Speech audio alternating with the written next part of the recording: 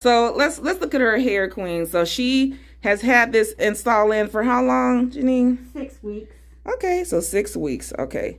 So this is what it's looking like. So I'm gonna have you take this off, take this band off real quick, so I can show everybody what 6 weeks looks like. And she has in the Beach Curl by Free Tress. And so she did pretty decent. But as you guys can see, there's new growth here. But she's got a lot of new growth here. Today she's getting all this taken down. And so we're going to take down, we are going to wash and condition. And normally at this point, when you guys come in after 6 to 8 weeks, you want to do a protein treatment. This is the time to do it when you know you're going to come in for a full service. So the take down, wash, condition, and a reinstall.